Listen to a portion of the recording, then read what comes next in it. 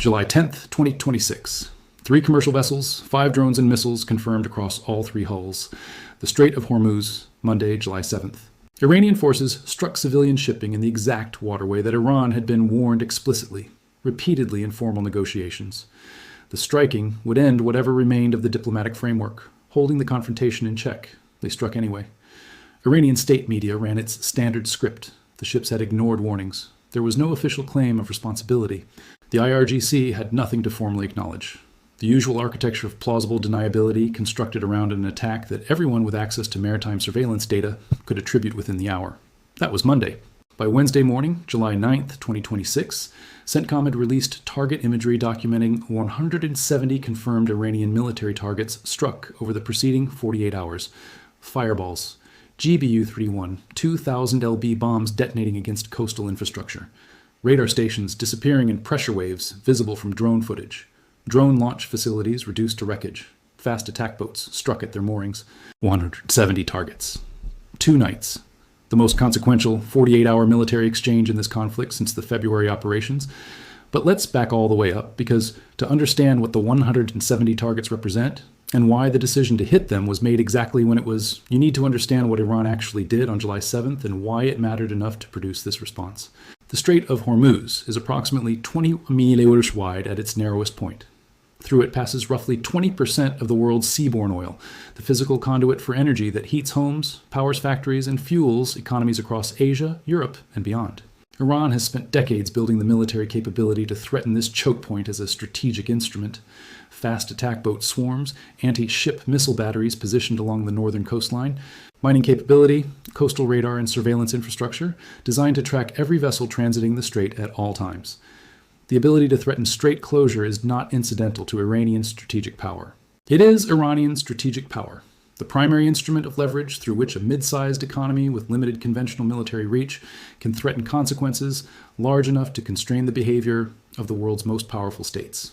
The deal that preceded the current round of fighting, whatever its precise terms, included an Iranian commitment not to strike commercial shipping in the Strait of Hormuz. The United States, in exchange, had provided a general license allowing Iran to sell oil through legitimate channels, giving TAN a revenue stream it desperately needed under the weight of existing sanctions. That arrangement was the core economic trade at the heart of whatever temporary dam had been constructed. Iran gets a legitimate oil revenue window. The strait stays open. Diplomacy continues. On July 7th, Iran attacked 3 commercial ships in the Strait of Hormuz, with 5 confirmed drones and missiles distributed across all 3 vessels. Read that sequence carefully. Iran received a legitimate oil sales license. Iran attacked the commercial shipping in the exact waterway the license was designed to keep open. And that Iran's negotiators, according to reporting confirmed by President Trump aboard Air Force One, called the American side to say they wanted a deal. While the Shahed drones were still in the air over the Gulf, while Iranian munitions were still en route to civilian cargo vessels, the same government was simultaneously seeking diplomatic accommodation. That is not a contradiction in the way Western diplomatic frameworks would define contradiction. It is a deliberate dual-track strategy. Apply military pressure while maintaining a negotiating channel using each to reinforce the other. The problem from Thrawn's perspective is that this particular iteration of the dual-track strategy produced a response that it had severely miscalculated. The United States Treasury Department on July the 7th, simultaneously with the initial American military response, revoked the general license that had allowed Iran to sell oil through legitimate channels. Billions of dollars per month in revenue. The primary economic concession extended to Iran during the negotiating period was frozen immediately. The economic and military pressure tracks were activated at the same moment. A coordination that signals something important about how the American side had prepared for exactly this scenario. This was not an improvised reaction. The license revocation was ready to execute. The target packages were built. The decision about what would happen if Iran struck commercial shipping again had been made before July 7th. When Iran struck, the pre-prepared response deployed simultaneously across military and economic dimensions. The simultaneity of the oil license revocation and the military strikes is strategically significant in a way that either action alone would not be. A military campaign without the economic dimension allows the targeted government to sustain military operations by drawing on oil revenue even as its military hardware is degraded. An economic sanction without the military campaign gives the targeted government time to find workarounds. Gray market buyers, alternative export channels, barter arrangements that partially offset the revenue loss.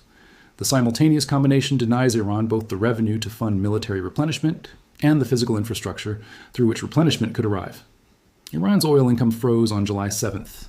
Its primary supply railway was destroyed by July 9th. Its deepwater alternative port is inside the American strike package. The three elements of the pressure campaign, economic, supply chain, and direct military are not being applied sequentially, but simultaneously compressing the timeline in which Iran can adapt to any one element before the next compounds. Night 1, July 7th into July 8th. 80 confirmed Iranian military targets. The strike package concentrated on coastal infrastructure, the maritime-facing military architecture that Iran uses to threaten commercial shipping. Radar sites, fast attack boat facilities, drone launch capabilities. The specific systems that were activated on July 7th to attack those three commercial vessels were the systems that found themselves at the receiving end of precision-guided munitions before the night was over. Night 2, July 8th into July 9th. 90 confirmed Iranian military targets. And here is where the strategic picture becomes significantly more interesting, because the second night strike package did not simply continue where Night 1 left off. It expanded geographically in ways that communicate something about the scope of American operational objectives that goes beyond punishing Iran for striking commercial shipping.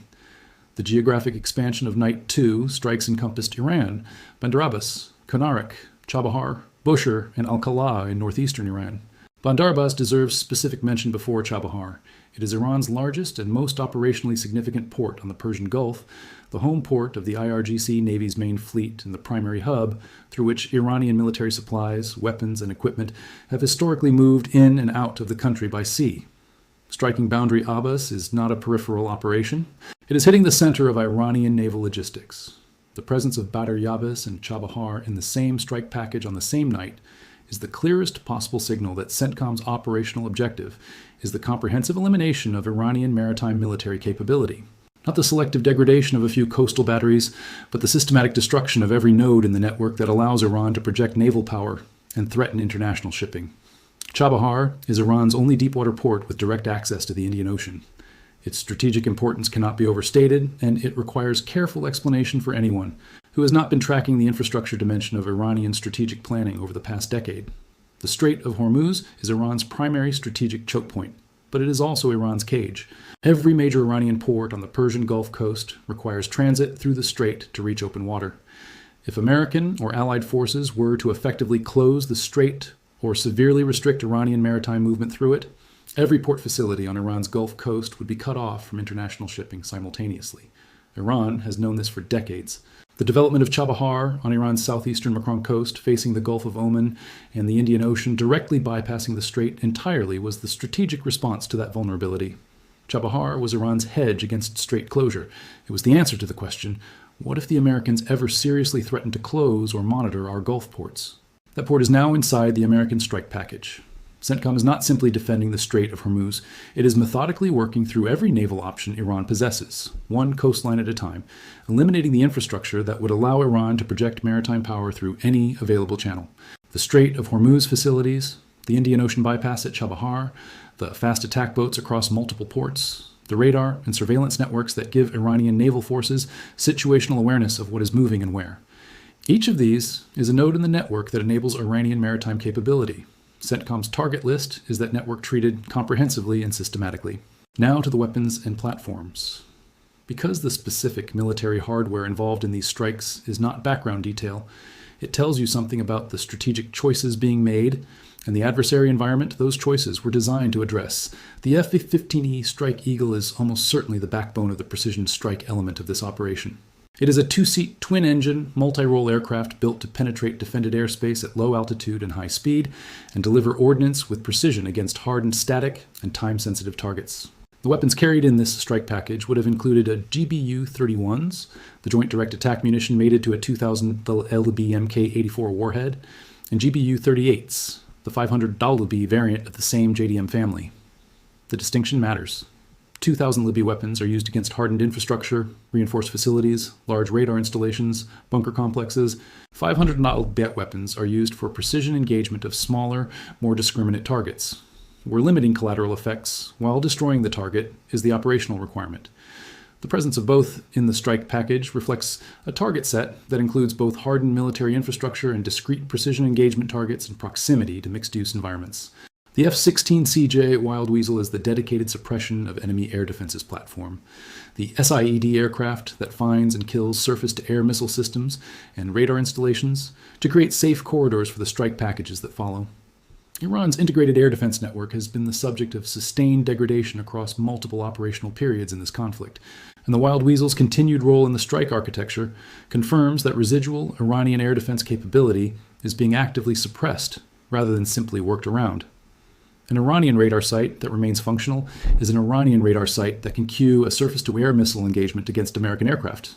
The Wild Weasel's job is to ensure that Iranian radar operators are too busy dealing with harm anti-radiation missiles to provide useful targeting data to the surface-to-air systems they are supposed to support. Carrier-based FA-18 Super Hornets provide a different kind of capability, organic to the carrier strike groups operating in the region. Able to launch and recover at sea, carrying AGM-84 Harpoon anti-H ship missiles specifically designed to prosecute naval targets and fast attack craft on the water or at their moorings. The EA-18G Growler, the electronic warfare variant of the Super Hornet, carries the ALQ-99 jamming system capable of suppressing Iranian radar and communications across multiple frequency bands simultaneously, creating the electromagnetic environment in which strike aircraft can operate with reduced detection risk, while Iranian air defense operators struggle to get accurate picture of what is happening overhead. Tomahawk cruise missiles launched from Arleigh Burke-class destroyers represent the standoff precision capability in the package. 1,000 LB warhead, 1,000 Dawanfi range, a flight profile that keeps the missile at approximately 100 ft above terrain below the altitude at which Iranian radar systems optimized for higher altitude threats are most effective. The Tomahawk does not require pilot in Iranian airspace. It navigates autonomously to a pre-programmed target and delivers its warhead with GPS precision, regardless of what Iranian air defenses are doing at the moment of impact. As long as the destroyer launching it is outside Iranian anti-H ship missile range, which the Arleigh Burke with its own defensive systems is designed to maintain, the Tomahawk is a risk-free precision delivery mechanism that can prosecute targets anywhere within its range envelope. MQ-9 Reaper drones complete the strike architecture, providing persistent surveillance and strike capability against the IRGC fast attack craft that represent Iran's primary harassment tool against commercial shipping. An MQ-9 can loiter over a target area for 20-plus hours, prosecuting targets of opportunity as they emerge with a precision that a high-speed strike aircraft making a single pass cannot replicate. Against the dispersed small signature fast attack boats that Iran deploys in swarms, the MQ-9's combination of electro-optical and infrared sensors, laser designation, and Hellfire missile capability makes it highly effective. The CENTCOM strike record confirming that 60-plus IRGC fast attack boats have been destroyed in the current campaign reflects a sustained MQ-9 prosecution campaign that is systematically working through Iran's small boat inventory. The combined effect of this strike architecture, F-15E Precision Strike Wild Weasel, said Super Hornet anti-ship Growler electronic warfare, Tomahawk standoff precision MQ-9 persistence, is a package in which no element of Iran's integrated defense can effectively counter all elements simultaneously. If Iranian radar activates to track strike aircraft, Wild Weasels fire harm missiles at the radar site. If Iranian fast attack boats move to threaten carrier operations, MQ-9s and Harpoon-equipped Super Hornets prosecute them. If Iranian air defenses attempt to engage strike aircraft at altitude, Tomahawks arrive at 100 FT from below the effective engagement envelope. The package is designed as an interlocking system, where each Iranian defensive response creates a vulnerability exploitable by a different element of the attacking force. 170 targets across 48 hours. The target footage released by CENTCOM showed ballistic missile launchers destroyed, coastal radar batteries struck, S-300 variant air defense systems hit, drone launch facilities eliminated, fast attack craft destroyed at their moorings and underway. The pattern across the imagery is consistent. CENTCOM is specifically targeting the systems that Iran uses to threaten commercial shipping, the launchers, the surveillance, the naval strike capability, rather than purely military prestige targets or population-adjacent infrastructure.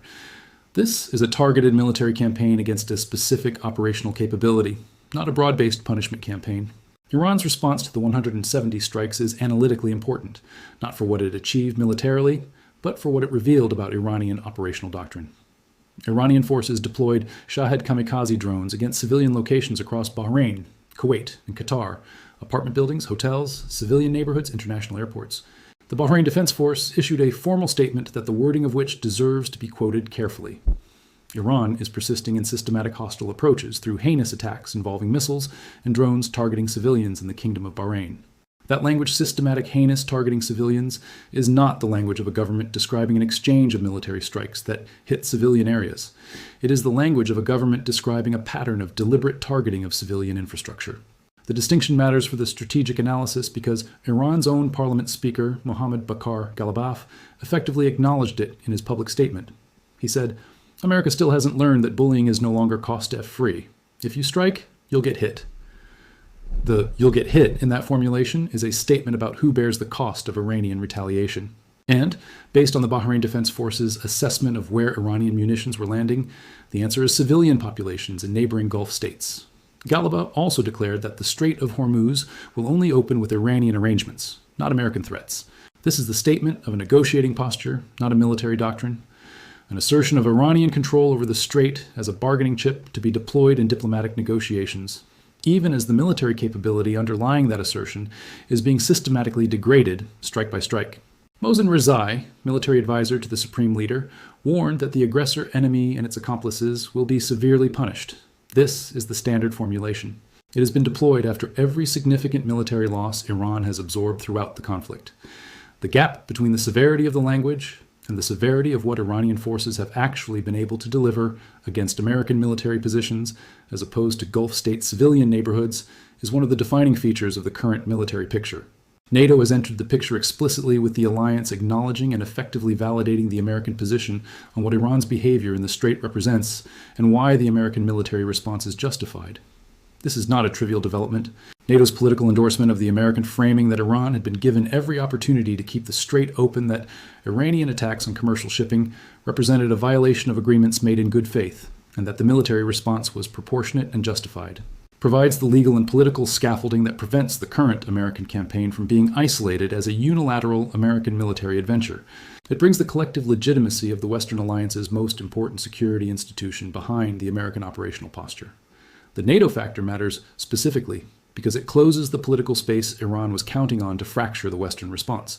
Iranian diplomatic strategy has consistently sought to drive a wedge between the United States and European NATO members on Iran policy, emphasizing European economic interests in Iranian oil markets, European concerns about regional instability, and European reluctance to endorse American military action in the Middle East. The explicit NATO alignment with the American position signals that this wedge strategy has failed in the current context. European members have concluded that Iranian attacks on commercial shipping in an internationally recognized waterway represent a sufficient provocation to align with the American response rather than publicly distance from it. For Iranian diplomatic planners, this removes one of the primary mechanisms through which Iran expected to contain the political consequences of breaking its commercial shipping commitments. President Trump's statement at the NATO summit captured the decision-making logic that produced the 170 strikes. "I'm not sure I want to make a deal with them. Let's just finish the job." That formulation is more strategically revealing than it might appear from a surface reading. It is not a declaration that negotiations are permanently closed. Trump left a door open even as he said it. What it represents is a recalibration of the negotiating posture, a signal to Iran that the American side is no longer operating on the assumption that a quick diplomatic resolution is preferable to the military campaign continuing. Finish the job implies an objective beyond punishing Iran for the July 7th ship attacks. It implies that the American side has concluded that the conditions for a durable settlement cannot be achieved through negotiation alone, and that the military campaign needs to run further before any negotiated outcome can be enforced. Then comes the most revealing intelligence disclosure of the 48-hour period. Aboard Air Force One, Trump confirmed that someone on the Iranian side had contacted the United States to express a desire to make a deal. He would not say who made the call, and that specific detail, the refusal to identify the Iranian interlocutor, is not accidental or routine diplomatic discretion. It is the most important intelligence question in the entire current conflict, which Khamenei, the new supreme leader of the Islamic Republic, has been effectively invisible for approximately 130 days.